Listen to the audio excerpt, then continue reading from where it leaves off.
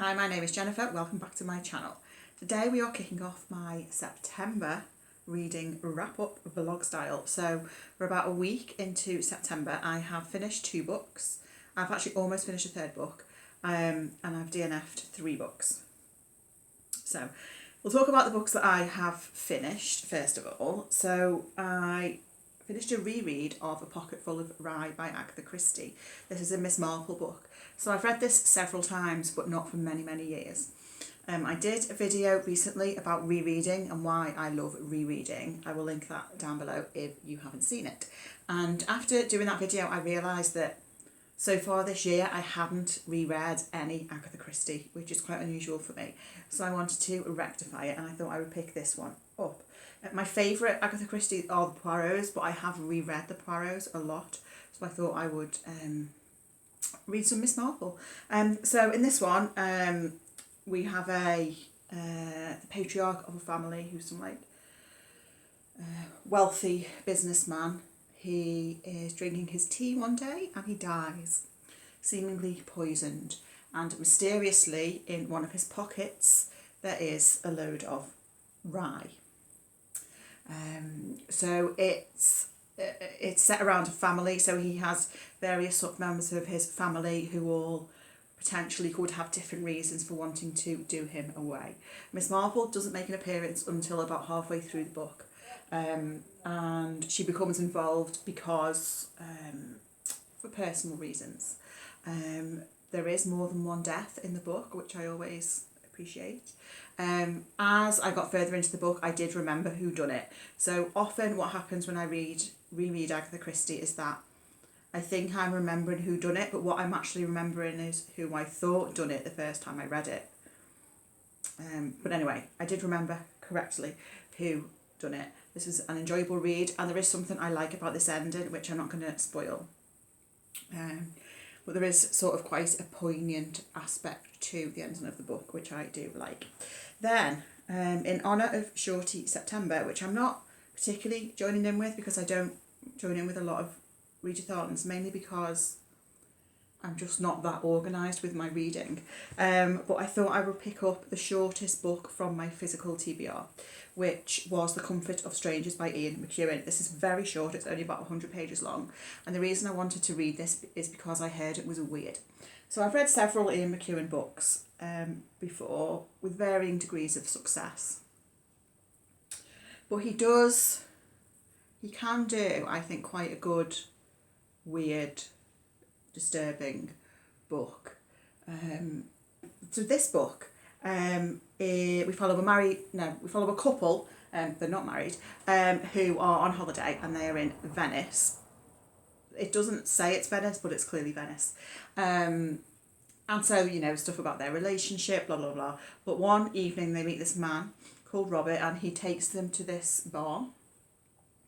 And then they seem to sort of run into him everywhere, and they also meet his wife, who seems to stay in their home a lot and not really go out very much. And it's about these 4 characters. I can't say much more because obviously it's super short. But I did think it was disturbing, and it did deliver the level of disturbingness that I was hoping for from this book. Okay, DNFs. Blackwater Lilies by Michel Bussi. This is a mystery novel translated from the French by Sean Whiteside. This is a book I have mentioned before as one that I was keen to reread. So I first read this several years ago, really, really loved it. And I only read about half this time around before I DNF'd it because I just found it a bit dull, which is strange because that is not my memory of the book at all. And what I really liked about the book the first time I read it is there is a reveal that happens which I really, really loved. So obviously going into it for the second time around, I knew what that was going to be. But there were still many aspects of the book in terms of the detail of things that I couldn't remember, which is why I was keen to reread it. So it got to the point where I was just bored, so I DNF'd, but I skipped to the end and read the final 2 chapters to remind myself of the solution, if you like, to the mystery. So I haven't said what this is about. It's set in, is it Giverny in France, which is where Monet lived. There's a lot of reference to Lilies in the book. And a man has been found dead in unusual circumstances. And then we're following, three main characters. There's like an old woman who sort of is quite isolated. She's sort of observing lots of things going on in the village. A married woman and then a young girl. And we follow as well some like police officers as they're investigating this death. So yeah, I mean, I'm probably going to unhaul this now because I'm not going to reread it again. But it was good to sort of revisit it and remind myself of some of the detail of it. The next DNF was a Booker longlisted book, and it was A Spell of Good Things by Ayobami Adebayo. I didn't read very much before I decided to DNF it, and out of all of the long lists, this is one of the ones that I was less interested in, even though I have read from this author before. I read Stay With Me and enjoyed it. So I don't know if it's just that I'm not in the mood for this right now, but it's just not grabbing me. So I think it can go back to the library. I'm still in library queues for about 4 or 5 of the Booker books. And I'm like first in the queue for most of them. So I'm hoping they're going to come in soon, but yeah. Next. This next book made me more angry than any book I've ever read before, which is quite a claim. And it's This Is Going to Hurt by Adam Kay. So I was reading this for my library book club. We are due to meet actually as I'm filming this clip tomorrow morning, so that's going to be an interesting discussion. If you're not aware what this is about, I mean you probably are, it's very famous. It's non-fiction. Adam Kay worked in the NHS as a junior doctor, and while he was doing that he wrote a diary. I don't know how he had time to do so, but anyway, he wrote a diary. And then he ended up leaving the NHS because obviously it's shit being a junior doctor in the NHS. It's shit doing anything in the NHS, and has been for some years because of serious underfunding by Tory governments. But anyway, so he left the NHS and then he published this book, which is his diaries of what it's like being a junior doctor in the NHS. So obviously the overriding message, okay, I have DNF'd the book, so I acknowledge I cannot speak about the whole of the book, but the overriding message of the book is, of course, how terrible it is in the NHS, and particularly as a junior doctor, and I'm not disputing any of that. The first issue I had with the book, which is actually the least of the issues I had with it, is he obviously does not mention patients' names, and he changes details like dates and stuff like that. But if you were one of the patients that he is talking about, so there are various. This is meant to be, in part, quite a funny book. And so there are various incidences described involving various patients who've come to the hospital for various reasons. And if you were one of those patients and you read this, you would know that was about you. Okay? No one else would, but you would know it was about you. And it's quite clear that several of the incidences are in there for comedic value. They're in there for a laugh. Now, if that patient was me, whatever it is, I would not expect the doctor I had seen to use me to get a laugh from a book he had published. I don't think that's acceptable. I don't think anyone in a similar profession should do that, even though it's not breaking confidentiality. I don't think that's right. That's my first issue. My next issue was, there's a section, with youths shouting outside, how rude. It's page 42, 43, which I thought was really offensive towards Jehovah's Witnesses. Now, I understand that people will have different views and different beliefs, and I can also understand how someone might actively disagree with the beliefs of other people. I get that. But the way he talks about other people's beliefs, I don't think that's okay. And this book makes me feel like, am I the weirdo here? Because clearly this is like a super bestseller. They've made a TV show, but no one else seems to have thought that there's stuff in here that is just not okay. So the section in particular, he's talking, it's about blood transfusions. And so he describes Jehovah's Witnesses' beliefs as fucking stupid.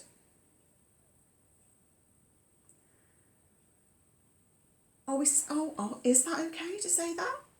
I don't know. Like, is that okay? Is it me that is being oversensitive here? Because this is not about whether I agree with other people's beliefs.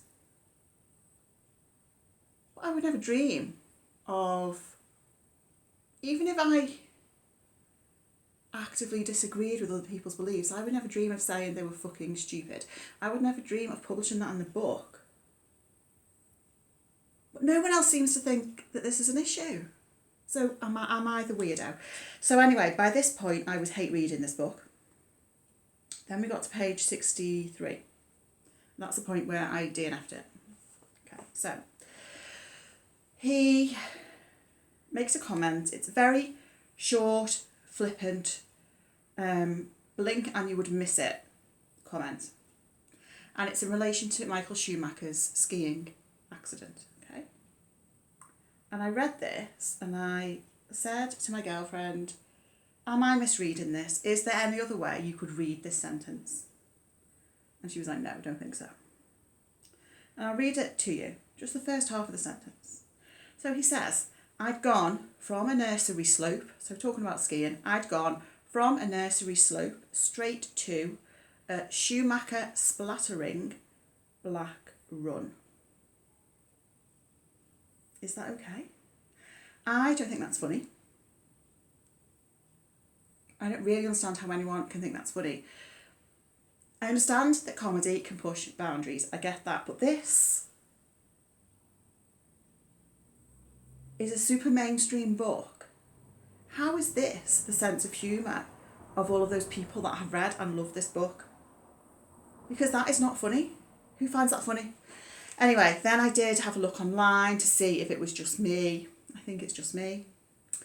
But what I did find was quite interesting. And so after Adam Kay became famous, it came to light that he had previously performed in a comedy duo, I think with another doctor, and they used to perform comedy songs, and I think they performed at the Edinburgh Fringe in 2017, and it made the news because when it came to light, the songs that they were singing were utterly vile, and Adam Kay apologised. I think he donated money to charity. And there's one song in particular that I read about in this article, and I won't tell you what they said, but I will tell you what it was about, and it was about babies with Down syndrome. And bear in mind, at the time that he was performing this comedy show, he was working as a junior doctor. And not only that, he was working in obstetrics. So I would like to think that had his employer at the time become aware of what he was doing in the name of comedy, that they would have dismissed him. To me, that is entirely dismissible. And I say that as a HR professional who worked in the NHS for over a decade. It's absolutely disgusting, quite frankly. And that is the kind of person that I think he is. And that is the impression I've got of him from reading the part of the book that I read. Obviously, I can't speak for the rest of the book because I am not going to put myself through that. I am horrified that this book exists, and I'm even more horrified that everybody seems to love it, because that is not okay. Hello again. It's now the 17th of September. It's a Sunday. Last weekend I hardly did any reading at all because I didn't feel very well. I had a headache. I think it was because it was really hot. So that did lead to me DNFing one book. This is Death in Fancy Dress by Anthony Gilbert, which is a pen name for Lucy Mollison. So I started this, I think, last Friday night. I read about maybe 40 pages. But then I didn't read anything else for a couple of days. So when I went back to it, I couldn't remember what was going on. So I've decided to DNF it. It can go back to the library for now, but I will give it another go in the future. And then I finished 2 books this week, which are both sort of fairly light-hearted compared to my usual reading taste, I would say. And the first one was Standard Deviation by Katherine Heiny. This is a book that was on my shelves because I got it in a lucky dip from Rare Birds Books in Edinburgh. I bought it online and I enjoyed this. So this is a family drama, but it's quite low on the drama and it is quite funny throughout. So we follow a married couple, Graham and Audra, and they are both sort of quite different characters. So Audra is someone who sort of says what she thinks, and some of the things she comes out with are sort of like quite funny. And they have a son called Matthew, I think. His name's not on the back. Who's about 10 years old. And he has Asperger's and he loves origami, so he belongs to this origami club. There's a lot about origami in the book. I like the other covers for this book, which have like origami figures on them. I feel like this is a bit boring in comparison. And then Graham was previously married to someone called Elspeth. Elspeth is a very different character to Audra, and she again features in the book as well. So it is fairly low on plot. There is some plot. But it's very funny in tone throughout. I quite liked the humour in this. The book is told in third person, but it's told sort of over Graham's shoulder, so it's really his viewpoint that we're getting. By the end of the book, I found both Graham and Audra mildly irritating, I will say, but I feel like that's true of a lot of characters that I read about. But no, I did like this. I would read more by Katherine Heiny. And then the other book that I picked up this week was Found in a Bookshop by Stephanie Butland. So I went to my library book club last weekend and someone had borrowed this from the library and was bringing it back. And she said to me that she thought I might really like it. So I was like, well, I'll check it out. And she was right. I did really, really like it. So this is a novel that centres around a fictional bookshop in York called Lost for Words. And it's set towards the start of the COVID pandemic. So of course the bookshop has to close and obviously they're lost loads of business, so they come up with this idea to do book prescriptions, and people can contact them and can ask for book recommendations, and they will send them a list of books and then they can pick which ones they want to purchase. And so when the customers are asking for recommendations, it's sort of like quite vague recommendations that they're asking for. So we've got like books to read in the middle of the night, pure escapist terror, books that represent difference with joy, for example. And at the end of the book, there is like a list of all the books that get recommended in the book. So we follow the characters who work in the bookshop, and we also follow some of the people who aren't requesting books. This is the second in a series, which I did not know when I picked it up. And it was only when I was maybe like a chapter or so into it that there was this, I won't say what it is, this quite significant thing was just sort of mentioned as an aside. And I was like, I think this is the second in a series. And it is. The first in the series, I think, is just called Lost for Words. Is it? Yeah, I think the first in the series is called Lost for Words, which is the name of the bookshop. You can read this without having read the first one because I really enjoyed it. I guess if you're going to read both, it makes sense to read the first one first. What I really appreciated about this is, with it being set during the COVID pandemic, and it's set during the start of the pandemic, so before vaccines, I've read a few books set during COVID. And the books that I've read have all, I think, focused on lockdown and what it's like to live in lockdown. But what I appreciated in this one is people die of COVID in this book. And one of the characters works on a COVID ward, and we see the utter trauma that she experiences as a result of that. So I liked that the book didn't flinch away from those aspects of the pandemic, and I think it's important that we don't forget those aspects of the pandemic. And something else I really liked about the book was just how the love of reading and the love of books comes through. There is a couple of pages in the book that talk about how it's okay to DNF, and which I obviously particularly appreciated. I thought I would just read you a little passage. And it says, "Reading should be a pleasure and a joy, an education and a promise, a release and an escape. The books you choose for yourself should never ever feel like a punishment or a chore." And I could not have said it better myself. It's now the 24th of September, it's Sunday, and I have a few more updates. So before I get on to the book that I have just finished reading and really, really loved, let me mention two DNFs. First is Rainbow Rainbow by Lydia Conklin. This is a collection of queer stories, short stories. I read the first one and quite liked it, and then the second one there was some content in there that I personally didn't want to read about and found too disturbing. And then I looked at some reviews on Storygraph, and the general consensus on there seemed to be that the stories are very good, but there is a lot of content warnings for them, and it's just not what I am in the mood to read right now. I do feel like the content of this book doesn't match the vibes that the cover is giving off. So that's a DNF.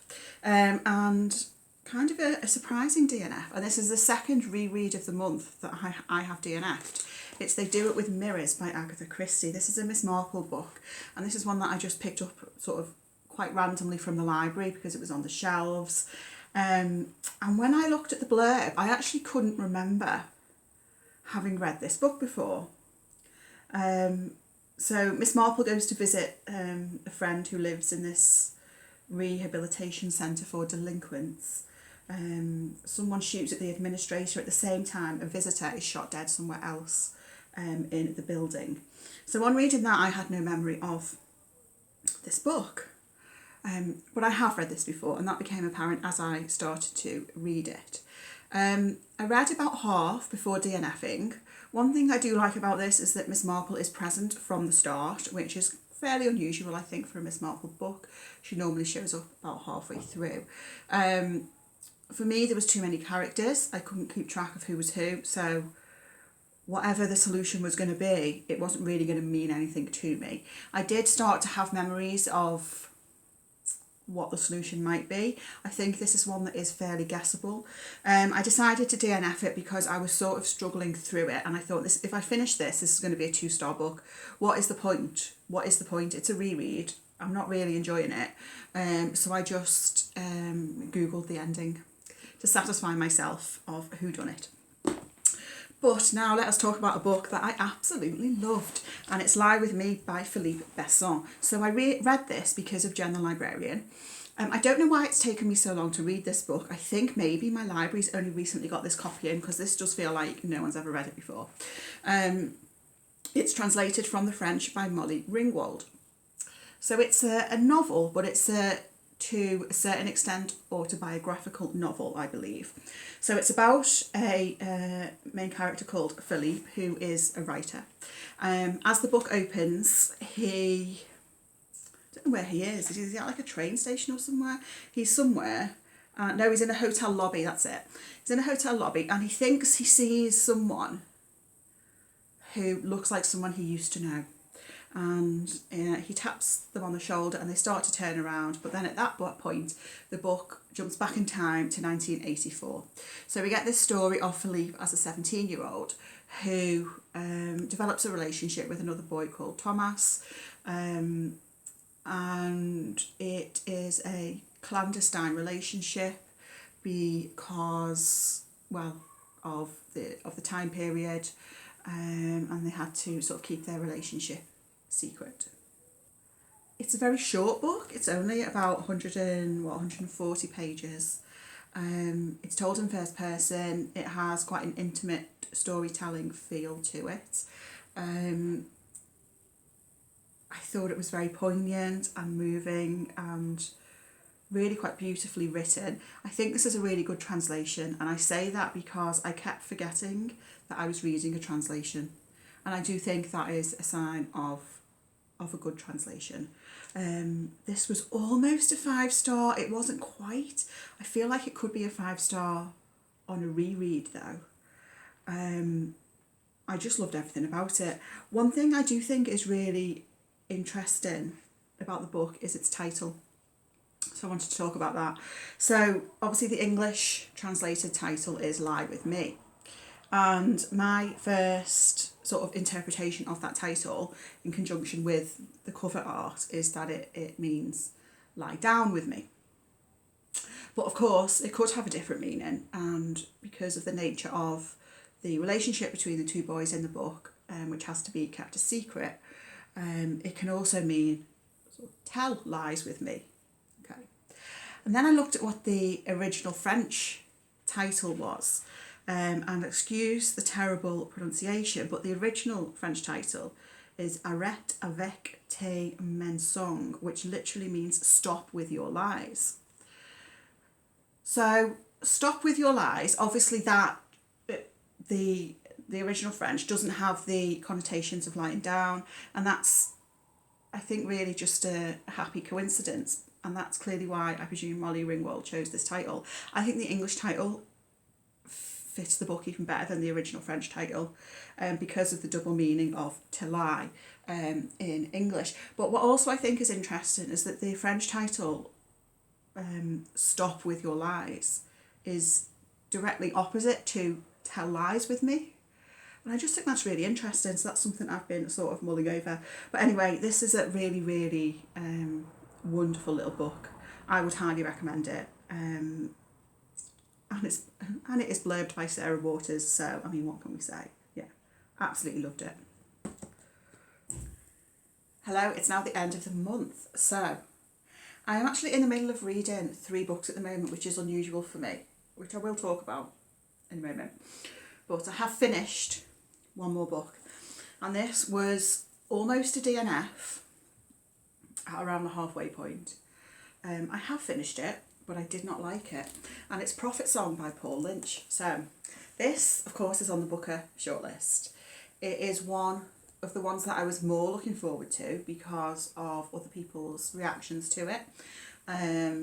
I feel like it's probably one of the front runners to win the prize this year, based on, as I say, other people's reviews. Lots and lots of people seem to really love it. And I didn't like it, so what's it about? So it's set in Ireland, and we follow this woman called Ayobami, who is married and has 2 children, and her husband disappears, and they are basically living in a police state.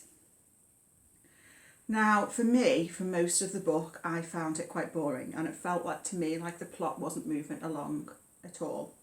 It does move along sort of towards the very end, but for most of it I was just very bored. Now,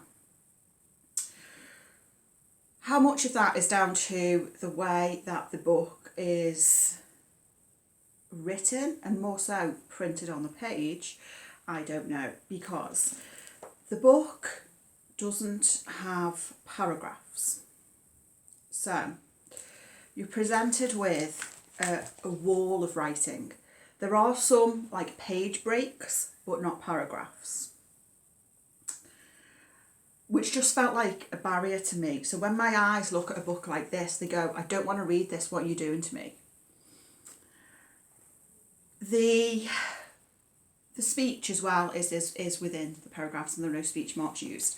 Now, the speech thing isn't necessarily an issue for me because I have read other books that do a similar thing. So I'm thinking in particular of Mrs. S by Kay Patrick, which I read a couple of months ago, really, really loved. And in that book, the speech is all within one paragraph, isn't demarcated by speech marks. But I think that added to the atmosphere of the book. It created a sort of a sense of disorientation and claustrophobia and stuff, and it worked. But that in this, but added to the fact that there are no paragraphs either, it didn't work for me. It slowed down my reading, and I'm not entirely sure what the intention was. I wonder if the intention was to make it more propulsive. I have heard it described as having that effect on other readers, which isn't entirely plausible. We're all different. In that, because you don't have paragraph breaks, you then are sort of racing through the book. And logically I can understand how that could be the case, but for me it just massively slowed down my reading. When I look at a page with, normal paragraphs on, my eye can quite easily scan down that page, read it quite quickly and take it in. But when it's just got a wall of text, I felt like I literally had to painstakingly read every line slowly to understand what was happening, and it really, really slowed down my reading. So I suspect that impacted on my overall reading experience, because it was not a comfortable, and I'm not talking about the content, I'm just talking about it was not a physically comfortable reading experience at all for me. So I don't really have anything else to say. I don't have anything really to say about the nature of the book or the content, because I just found it so difficult to access because of the way it was presented to me on the page. So that was a shame. I am in the middle of 2 other Booker shortlisted books, which I'll mention briefly, but I will save my full reviews of them for next month's wrap up, and I will do a separate Booker video as well. So I'm listening to the audio of If I Survive You by Jonathan Escoffrey. I'm not an audio fan. It's not something I am sort of proficient at doing, listening to audiobooks, but it's the only way I can get a free copy of that book at the moment. I am enjoying it. It's interconnected short stories. The first story I liked. The second one I'm struggling to follow a little bit, but I am going to keep going. The other book I am in the middle of reading is The Bee Sting by Paul Murray. I'm about halfway through. This is a big book.